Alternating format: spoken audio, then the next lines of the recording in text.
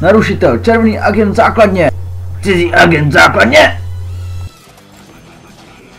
Ochraňte kufřík. Musíme ochránit kufřík. Jo, nějaká volná ruka. Beru to, už to synu. Jedna. Běžím. Hej, ještě tu je. Dobře. Pánové.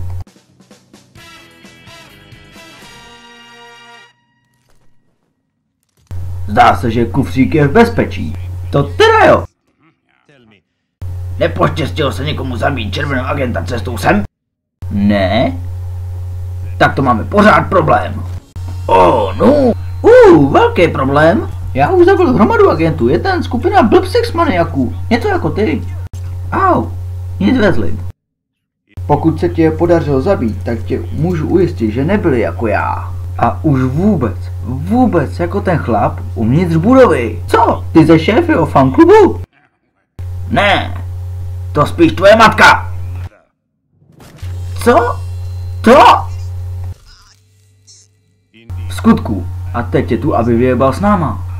Takže poslouchej, chlapče, nebo pornografie s tvou matkou bude až druhá nejhorší věc, co tě dnes potkala. Naval to!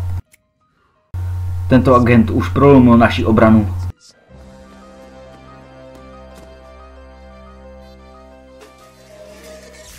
Přišli jsme o sentry! Viděli jste, co provedl našim kolegům?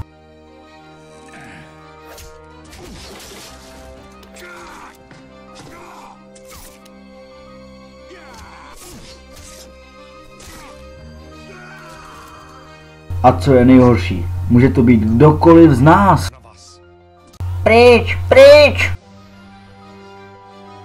Sakru!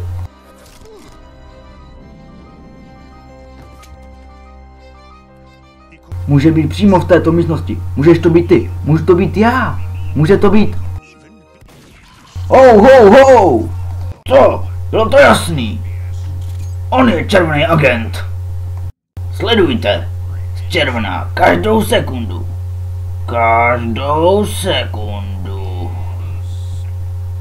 Vidíte? Červená. Ne, to je krev. Takže pořád máme problém. Pořádnej problém.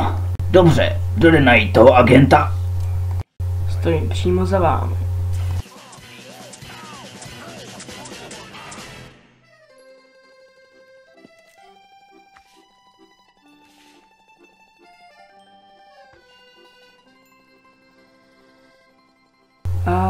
Moje sedmi krásko.